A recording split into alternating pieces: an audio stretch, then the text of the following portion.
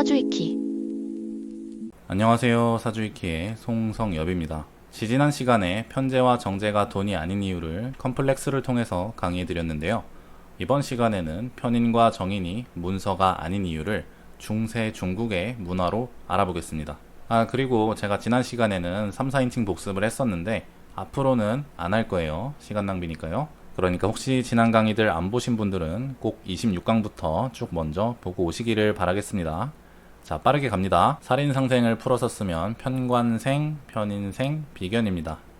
다른 사람에게 인정받는 사람이 나의 길을 살려주는 거고요. 관인상생을 풀어서 쓰면 정관생, 정인생, 겁재입니다. 다른 사람에게 인정받는 사람이 내가 감정이입하는 사람의 길을 살려주는 거고요. 제극인은 비견군과 겁재군 두 가지로 나뉜다고 했었죠. 비견군 제극인을 풀어서 쓰면 편제극, 편인생, 비견입니다. 즉 다른 사람에게 무시받는 사람이 나의 길을 살려주는 거고요. 겁재군 제극인을 풀어서 쓰면 정제극, 정인생, 비견입니다. 다른 사람에게 무시받는 사람이 제의 길을 살려주는 겁니다. 지난 시간에 편관 정관의 상태 본 거랑 똑같죠. 오늘은 이 겁재군의 작용을 조합해서 공무원 사주를 봐볼 거예요. 자, 사회의 규칙은 크게 두 종류로 나뉘어지는데요. 하나는 어겼을 때 벌을 받게 되는 규칙이고요. 하나는 지켰을 때 상을 받게 되는 규칙입니다. 지난 시간에 재생관이 되면 내가 목격하는 저쪽 테이블에 혼내는 사람들이 대단해 보이기 때문에 규칙을 잘 지키고, 상관경관이 되면 내가 목격하는 저쪽 테이블에서 혼내는 사람들이 만만해 보인다까지 했는데, 그러면은 규칙을 잘 안 지키겠죠. 그리고 지난 시간에 배경은 학교였는데 고서의 배경은 관가잖아요. 요즘으로 치면 대치동 주민센터 아니면은 성남시청 이런 곳이 배경이라고요. 이랬을 때 어떤 차이가 있냐면요. 만약 학교에서 학생이 규칙을 어기면 금방 걸리죠. 왜냐하면 학생의 높은 사람인 선생님이 가까이에 있으니까요. 근데 만약에 대치동장님이 뇌물을 받았다고 해봐요. 이때 대치동장님보다 높은 사람은 가까이에 있나요? 멀리 있죠? 뭐 강남구청이나 서울시청이나 청와대까지 가야 있는 거잖아요. 그러니까 규칙을 어기더라도 한동안은 걸릴 일이 없다는 거죠. 그래서 무슨 탐관오리가 백성들을 착취하다가 암행어사 출두요 해서 곤장 100대 맞고 죽었다더라 하는 이야기가 내려오는 거잖아요. 근데 중세시대에 그 큰 중국 땅덩어리에서 비리를 폭로하러 상소문 한번 올리려면 그게 몇 개월씩 걸려요. 뭐 등산하고 말 타고 해서 어떻게 전달이 돼도 시찰 한번 내려오려면 또 몇 개월씩 걸릴 거잖아요. 뭐 년 단위로 걸릴 수도 있고요. 근데 요즘에는 전화 한 통이면 금방 공문서 작성해서 차 타고 와서 카메라부터 들이밀죠. 자, 지금부터 움직이시는 분은 향후 재판에서 불리하게 적용할 수 있습니다 하면서 컴퓨터랑 장부 싹 들고 나가잖아요. 아무튼 누가 지역구를 다스리는 높은 관직에 올랐는데 상관경관이 되어 있으면은 이 옆 동네 탕관오리를 처단했다는 암행어사 이야기가 들려와도 그게 만만해 보이니까 더 대담하게 백성들을 착취하기가 쉽다는 거고, 만약에 뭐 대치동장님이 재생관이 됐다면은 옆에 개포동 동장님이 압수수색 당했다는 뉴스를 보면 그 수사의 위력이 대단해 보이기 때문에 비리를 저지르지 않는다는 거죠. 그러니까 윗사람과의 거리가 뭐냐 가깝냐, 처벌이 태형이냐 몇 년 징역이냐도 비리의 유혹에 넘어갈지 말지를 결정하는데 영향을 미치겠지만, 사주팔자로 파악할 수 있는 작용은 저 사람한테 벌 주는 사람의 기세가 얼마나 만만해 보이냐, 얼마나 대단해 보이냐라는 거예요. 자, 이제 해석에 앞서서 인성이라는 용어를 살펴봅시다. 인성은 지금 도장인에다가 별성자를 써놨는데요. 별성이 왜 들어갔는지는 나중에 따로 강의를 찍고요. 원래 이 인은 인수의 줄임말입니다. 근데 왜 줄인다고요? 살인상생, 관인상생처럼 네 글자로 라인 맞추려고요. 여기서 수가 끈 숫자입니다. 그래서 인수는 끈 달린 도장이라는 뜻이에요. 그리고 상관패인의 이 패자가 찰패자인데요. 여기서 패가 왜 나왔냐면 중세 중국에서는 귀족들이 자신의 신분을 나타내주는 패물을, 즉 실에 매달린 도장을 허리춤에 차고 다녔기 때문입니다. 그리고 실의 색깔과 도장의 재질로 지위의 고저를 표현했습니다. 예를 들면 동으로 만든 도장이면 하급 귀족이고, 은으로 만든 도장이면 중급 귀족이고, 금으로 만든 도장이면 상급 귀족인 거죠. 그냥 롤이랑 똑같죠? 그냥 브론즈, 실버, 골드입니다. 그 계급장 놀이를 현실에서 하고 있었던 거예요. 뭐 현대라고 뭐 크게 다르진 않지만요.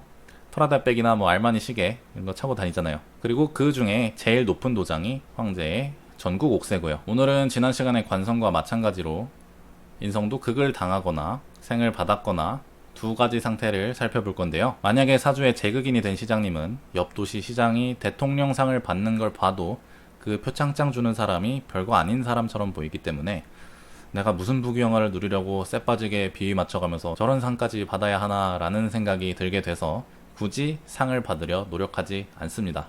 그냥 지금처럼만 가자 하면서 현상 유지를 추구하겠죠. 그리고 애초에 재극인이 돼 있으면은 시장이 되기도 힘든데 대운에서 10년 동안 운이 받쳐져서 어쩌다 시장 자리에 올라갔는데 임기가 시작되자마자 대운이 끝나면 갑자기 일을 열심히 안 할 수도 있다는 거고요. 반대로 원래 시장 자리에 올라갈 만한 사주였는데 임기가 시작되자마자 재극인이 되는 대운이 시작되면 그때도 갑자기 일을 잘 안 할 수가 있다는 겁니다. 반대로 관인상생이 된 시장은 옆도시 시장이 대통령상을 받는 걸 보면 그 표창장 주는 사람이 대단한 사람처럼 보이기 때문에 수하의 공무원들을 막 개같이 굴려서 어떻게든 상을 받아내려고 하고 상을 타면 크게 기뻐한다는 거죠. 이런 부분을 통해서 정당의 미래 따위를 예측해 볼 수가 있는 거고요. A 후보와 B 후보 중에서 지금 누가 더 의욕이 있느냐 혹은 누가 과거에 비리를 저질렀을 만한 시기가 있었는가 등등으로 선거 유세 흐름도 예측을 해볼 수가 있겠죠. 여기서 이 대통령상을 굳이 문서라고 보려면 뭐 그렇게 볼 수는 있겠죠. 근데 문제점이 뭐냐면요. 첫째로 관인 상생이 됐다고 하더라도 이 우수상의 개수가 한정되어 있기 때문에 결국은 경쟁을 통해서 쟁취해야 한다는 점입니다. 그러니까 사주에 나오는 건 상을 받고 싶어 한다는 거지 실제로 상을 탄다는 게 아닙니다. 진인사 대천명이라고 노력과 실력은 물론이고 천운이 받쳐줘야 결실이 이루어지는 거죠. 둘째로 철학관에 가서 문서운에 대한 질문을 해보신 분들은 아시겠지만 보통 어떤 걸 물어봅니까? 제가 이번에 LH 아파트 청약이 당첨될까요? 부터 시작해서 요즘 태형건설 때문에 PF가 안 나와서 큰일 났는데 은행에서 대출을 좀 해주겠습니까? 만약에 대출이 안 되면 건물을 팔기라도 해야 되는데 건물은 팔릴까요? 아니면은 제가 아버지한테 받을 돈이 있는데 아버지가 땅이 안 팔려서 돈을 안 주신다고 합니다. 아버지 땅이 좀 언제쯤 팔릴 것 같습니까? 뭐 이런 거를 물어보잖아요. 그런데 이런 거래가 내 성격이나 내가 인식하는 기세에 따라서 결정되는 거예요? 아니면 적어도 내 성격이나 기세가 영향을 미치는 분야입니까? 내가 어떤 사람인지랑은 아무 상관도 없는 거죠? 내가 열심히 산다고 LH 청약이 되는 게 아니잖아요. 그냥 추첨이지. 그러니까 명리학으로 전혀 예측할 수가 없는 분야인 겁니다. 근데 당사주를 곁들이는 무당이나 이제 인성을 문서라고 배운 술사들은 이 질문에 대답을 해준단 말이죠. 하면 안 되는 건데 예를 들어서 이제 문서운이 들어왔으니까 당첨이 될 거다. 아니면 내년에 문서운이 들어오니까 1년만 기다려라. 그럼 대출이 될 거다. 땅이 팔릴 거다. 건물이 팔릴 거다. 뭐 이러고 있는데 이게 원론적으로 말이 안 된다는 거죠. 자, 상관패인의 패인 즉 허리춤의 도장끈인 계급장을 차다라는 거는 평민에서 귀족으로 신분 상승을 한다는 거고 그건 나의 성격이나 기세에 영향을 받는 분야잖아요. 내가 의욕이 있어서 열심히 하면 승진도 하고 인센티브를 탈 확률도 높일 수가 있잖아요. 그래서 편인이나 정인을 내 성격과 아무 상관이 없는 이런 문서랑은 연결지어서 해석하면 안 된다는 겁니다. 땅이 팔릴까요?에 대한 정상적인 답변은 급하시면 가격을 내리시고 시간적 여유가 있으시면 좀 더 기다려 보시라는 거죠. 그러니까 이런 건 점술의 영역이기 때문에 명리학자가 대답해서도 안 되고 혹여나 손님이 잘 몰라서 묻더라도 상식적인 선에서만 대답을 해드리는 게 원칙입니다. 자, 그럼 이제 정관과 정인의 두 가지 상태를 조합해서 총 4가지 경우의 수를 살펴볼 거예요. 근데 이때 조합을 안 하고 그냥 사주 원국에 있는 하나의 요소만 살펴보고 해석하는 것을 단식 판단이라고 하고요. 대표적인 예시로는 너는 식신이 있으니까 장점을 잘 찾아주는구나. 아니면은 쟤는 개수일간이니까 음침할 거야. 뭐 이런 등등이 있는데요. 단식 판단은 사실 거의 의미가 없습니다. 개수일간이니까 음침하다고 했는데 사주 전체를 봤을 때 화기운이 가득 차 있으면은 그런 성향이 거의 드러나지 않으니까요. DNA 분석으로 비유를 하자면 어떤 사람한테 비만 유전자가 하나 있다고 반드시 뚱뚱하다고 단정 지을 수는 없겠죠? 그 옆에 살 빠지는 유전자가 5개 더 있을 수도 있잖아요. 무엇보다 어떻게 관리하면서 살아가는지가 관건이고요. 반면에 여러 가지 작용을 조합해서 해석하는 것을 복식 판단이라고 합니다. 오늘은 2 곱하기 2라서 경우의 수가 4개만 나오는데요. 실제로는 굉장히 여러 가지 요소를 고려하기 때문에 즉 곱셈의 개수가 엄청나게 많아지기 때문에 경우의 수가 기하급수적으로 커집니다. 그래서 사주팔자가 한 글자만 달라져도 해석이 엄청나게 달라지는 거예요. 마치 바둑처럼 천변만화하는 것이 명리학이죠. 그러니까 사주에 재성 있다고 돈 잘 버는 것도 아니고 인성 있다고 공부 잘하는 것도 아니고 사주 전체에서 재성과 인성의 상태를 종합적으로 고려를 해야 공부를 할지 돈을 벌지 복식으로 판단을 할 수가 있겠죠. 자, 지금부터 하는 설명은 꼭 시장급이나 사장급이 아니라 일반 공무원이나 대기업 직원도 다 해당되는 거예요. 자, 재생관 플러스 재극인이 되면 벌 주는 사람이 엄청 무서우니까 규칙은 엄청 잘 지키는데 상 주는 사람은 별거 없어 보이니까 상 받으려는 노력은 안 해요. 그럼 이 사람이 승진이 되겠습니까? 승진이 잘 안 되겠죠? 그럼 인센티브는 많이 받겠습니까? 인센티브도 별로 못 받는다는 말이죠. 근데 대신에 나중에 문제 터질 일은 없죠. 미생처럼 조용히 살아왔으니까요. 이 사람이 어쩌다가 운 좋게 꽤 높은 자리에 올라갔으면은 그 자리에서 평생 가는 사람이라는 거고요. 근데 높은 자리는 TO가 한정적이잖아요. 이미 어느 정도 위치에 올라가셨다면 그 일을 계속 하셔도 되는데 아직 내가 20대다 하시면은 공무원이나 대기업에 들어가셔도 그렇게 높은 위치까지 올라가지는 못할 거란 걸 아셔야 되겠고요. 그럼 공무원이나 대기업 입사는 누가 해야 되느냐? 재생관 플러스 관인 상생이 되면 규칙도 엄청 잘 지켜서 나중에 문제가 안 생기고요. 상도 엄청 열심히 받으려 하니 공무원 급수도 잘 오르고 대기업에 다니면 인센티브도 잘 받으니까 공무원이나 대기업에 들어가면 가장 좋은 유형이고요. 세 번째로 상관경관 플러스 관인 상생이 되면 혼내는 사람이 안 무서우니까 규칙을 잘 안 지켜서 호봉도 깎이고 급수가 떨어지고 좌천되고 지방 발령 나고 해외 발령이 날 위험이 있는데 제가 아까 규칙을 안 지켜도 당장은 안 걸릴 수가 있다고 했죠. 그래서 어떻게 잘 숨겨서 안 걸렸다고 쳐봐요. 그런데 상을 받으려는 노력은 또 엄청 한다는 말이죠. 이 두 가지 속성이 조합이 되면 장부를 가라로 써서 공무원 급수가 엄청 잘 오르겠죠. 그리고 대기업에 다녀도 인센티브를 엄청 잘 받아요. 상사 몰래 개인적으로 외주를 맡겼다거나 불법으로 남의 회사 자료를 빼돌렸다거나 그래서 남들보다 실적을 빠르게 올린 거죠. 근데 나중에 조사 들어오면 온통 비리였어서 이제 공무원 잘리고 감옥에 가거나 회사 상대로 거액의 소송을 당할 위험이 있는 유형이고요. 이런 부분을 역술가가 예측을 하는 건데 사건이 정확하게 언제 터진다 이런 건 예측하기 힘들고요. 언제부터 언제까지 편법의 유혹에 넘어가기 쉽다 정도만 예측이 가능하죠. 왜냐하면 사주는 마음의 작용이니까. 사람이 실제로 비리를 저지르거나 발각이 되는 거는 물질적인 사건이잖아요. 그래서 이런 부분을 예측하려고 드는 사람은 명리학의 위력에 취해서 자기가 초능력자라고 생각하는 도사형 인간이죠. 멀쩡한 명리학자들은 그런 술사들을 보고 주화인마에 걸렸다고 표현을 합니다. 정말 안타까운 거는 그런 사람들이 엄청 많은데 어쩌다 한번 얻어 걸리면은 댓글에 성지순례 왔습니다 도배되면서 이제 혹세무민하며 돈을 쓸어 담고 계시죠. 무엇보다 자기가 틀린 글은 싹 지우고 누가 자기 비판하는 글 쓰면은 전화해서 글 내리라고 협박을 한답니다. 제가 유튜브에 썸네일 번호 매기듯이 블로그에 글을 쓸 때도 번호를 매기는데요. 그 중에 몇 개가 빠져 있는 게 있거든요. 그게 다 전화와서 내리라고 한 겁니다. 무슨 상표권 등록 문서를 보내질 않나, 영업방해로 고소하겠다질 않나, 누구라고 말하긴 좀 그렇고요. 아무튼 여러분이 상담 받으려는 선생님이 물질적인 사건을 예언하는지 안 하는지 도사형 인간인지 스스로 판단해서 정상적인 선생님을 찾아가시길 바라겠고요. 참고로 저는 제 책 비판하시는 분들 글 봐도 그냥 놔둡니다. 그건 그 사람의 표현의 자유죠. 수준이고. 마지막으로 상관경관 플러스 재극인이 되면 규칙도 안 지키고 상을 받으려는 노력도 안 하기 때문에 이 사람은 조직 생활에 어울리지가 않습니다. 이 사람을 본 주변 동료들은 쟤는 여기 왜 들어온 거야? 라고 생각을 하는데요. 그 말이 맞고요. 근데 왜 들어왔겠어요? 그냥 편하게 일하려고 돈 보고 들어온 걸 수도 있는데요. 그것보다는 몇 년 전까지만 해도 공무원 열풍이 불었었잖아요. 공무원은 철밥통이라고 부모님들이 자기 안심하려고 자녀의 적성은 고려하지 않고 강하게 추천하는 집안도 많았고요. 그리고 본질적인 문제는 현대사회가 조직에 속해서 일하는 공무원이나 직장인이 90%라는 거예요. 상관경관의 재극인까지 된 사람이 어떤 직업을 가지려면 조직 생활에 적합하지 않기 때문에 외주를 받아서 일하는 전문직이 되거나 셀프 인플로이를 해서 자영업을 하거나 사업을 하거나 투자를 해야 되는데 애초에 그런 쪽은 진입장벽이 높잖아요. 4대 보험도 안 돼서 일반 직장인보다 훨씬 더 많이 벌어야 된다는 말도 있고요. 결국 재주가 있어야 뭘 하든가 말든가 하는데 중고등학교, 대학교에서 배우는 건 대부분 직장 생활 잘하기 위한 것들이잖아요. 그나마도 실무적인 지식은 거의 안 배우고요. 그 몇 달 전에 저희 채팅방에 들어오신 분이 저랑 사주 토론하다가 삐져서 나가셨는데요. 그분은 대부분의 사주가 직장인에 적합한 사주라고 하시더라고요. 그래서 다 직장인을 하고 있고 사업을 할 만큼 좋은 사주는 별로 없다라는 거예요.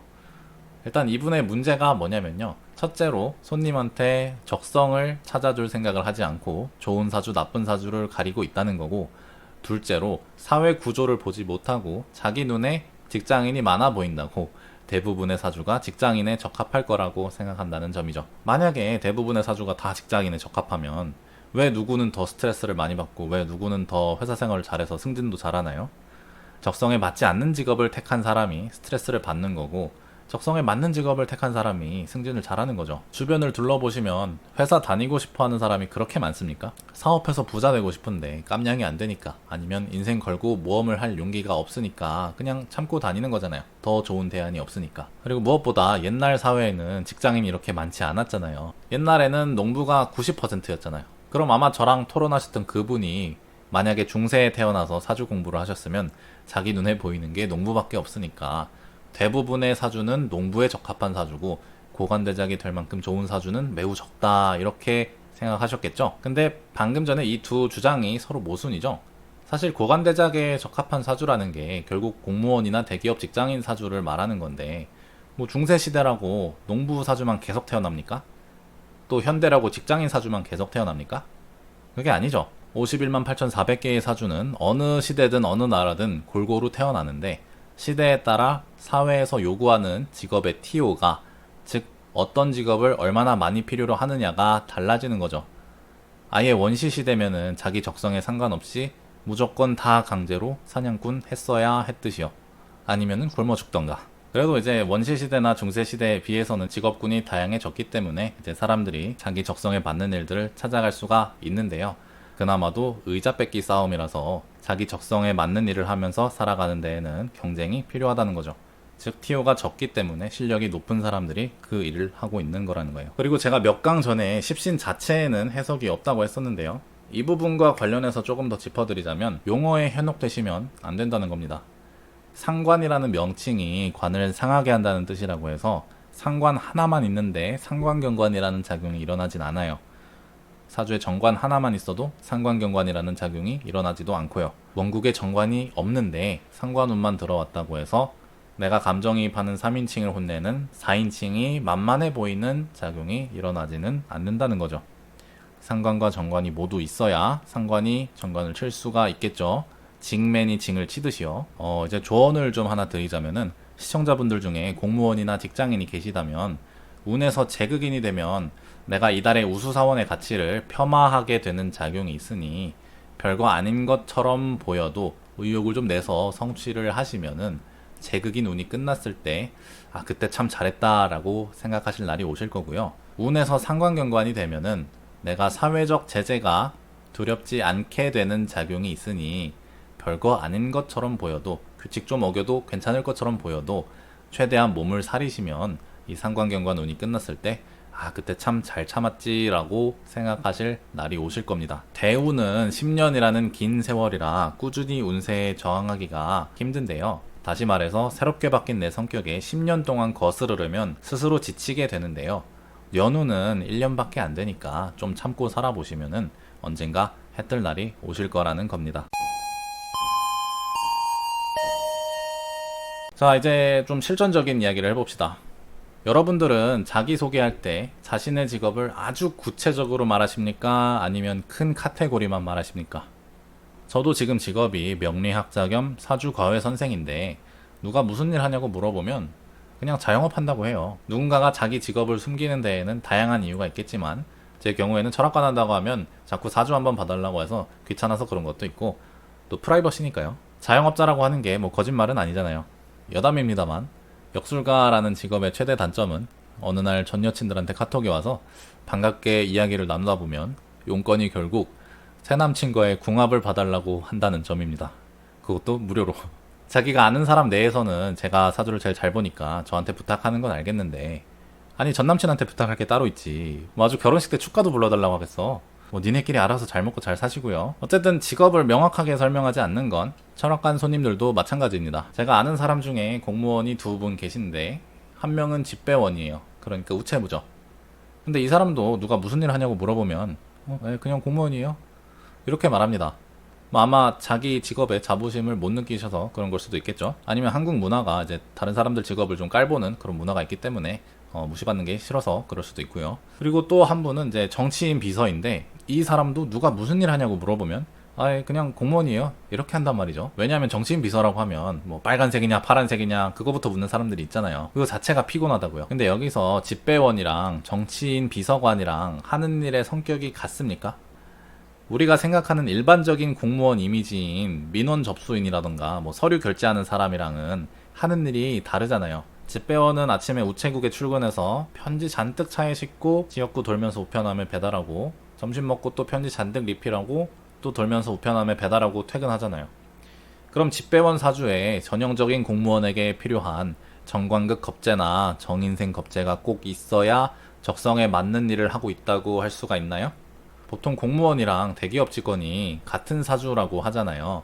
그 말은 수십 수백 명이서 한 건물에서 사무직을 수행하기에 적합한 사주라는 거예요. 근데 집배원은 거의 혼자서 일하니까 사회생활에 적합한 십신이 꼭 있을 필요는 없다는 말이죠.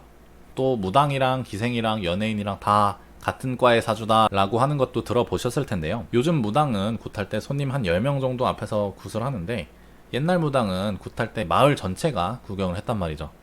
기생도 가야금 뜯으면서 공연을 했잖아요. 하는 일의 양상만 보면 가수 같은 일을 하는 거잖아요.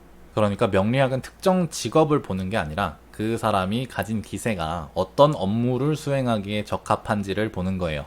무슨 연예인은 신병 걸리기 쉽다 그런 뜻은 아닙니다. 자, 이제 정치인 비서를 봅시다. 이 사람도 전형적인 공무원은 아니죠. 이분이 무슨 일을 하시냐면 의원님 의전을 하는데요. 의전이 뭐냐면요, 어느 의원이 먼저 입장해야 되고 어느 의원이 나중에 입장해야 되고, 또 누가 상석에 앉아야 되는지 파악해서 자리 세팅하고 고급 식당 예약하고 도로 교통 상황은 어떤지 등등 그런 걸 체크해서 연예인 매니저 같은 일을 하고요. 또 의원님 연설문이나 기자회견 대본 작성하고 퇴고하고, 간혹 초안을 주시는 경우에는 윤색을 해드리고, 의원님이 SNS에 이상한 글 올리시면 그거 빨리 내리시라고 이렇게 조언도 올리고, 잡다하게는 뭐 선거 유세 차량에서 구호도 외치고 같이 단식 투쟁도 하고 등등, 아무튼 자기 의원을 모시는 일을 한다는 말이죠. 그럼 이런 업무도 일반적인 공무원의 업무랑은 성격이 많이 다르다는 거예요. 정관 정인보다는 의원님을 좀 빨아줄 수 있는 비견생 식신 같은 기능이 더 필요하겠죠. 아니면 의원님이 잘못된 선택을 했을 때 강하게 충원을 올릴 수 있는 비견극 편제도 필요할 거고요. 보통 비서진이 한 10명에서 20명 정도 되는데, 그 비서진 전체가 의원님 말에 고분고분 따르는 편관극 비견인 사람들이면 그 의원은 막 나가기 시작하겠죠. 혹은 애초에 그 의원님이 막 나가는 사람이라서 충신을 다 쳐냈을지도 모르는 일이겠지만요. 참고로 역학에서는 닭이 먼저냐 달걀이 먼저냐는 잘 따지지 않습니다. 닭이 먼저였든 달걀이 먼저였든 닭과 달걀의 연쇄가 이어지는 흐름은 같으니까요. 정리하자면 역술가가 손님한테 무슨 일 하세요? 라고 했을 때 그냥 공무원이에요 라고 하면 공무원 하면서 전형적인 공무원 이미지만 떠올리고 사주를 해석하고 통변했을 때 전혀 맞지 않게 되거나 우연히 맞았다고 하더라도 잘못된 방향을 제시해 줄 수가 있다는 거죠. 공무원도 종류가 얼마나 많은데요.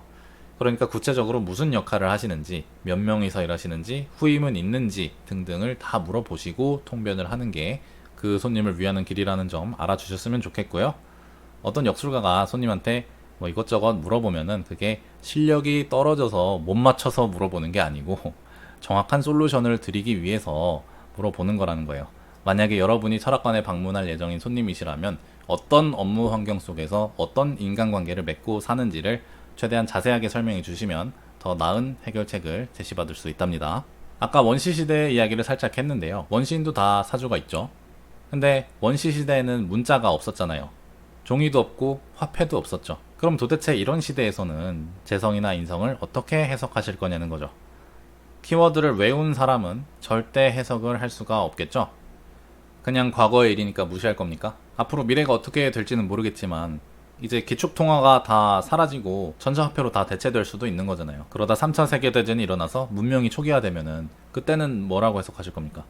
전쟁 중에는 화폐의 가치가 폭락해서 그냥 종이 쪼가리가 돼버리고, 땅 문서는 또 이제 무슨 의미가 있겠습니까? 군대가 우리나라를 지켜주고 있기 때문에 그 땅 문서가 효력을 발휘하는 거잖아요. 그러니까 재성이 됐든 인성이 됐든 물질의 개념으로 보지 마시고 길이를 살리고 누르는 것으로 봐야 어느 시대든 막론하고 해석이 되는 겁니다. 원시인한테도 현대인한테도 미래인한테도 기세는 있으니까요.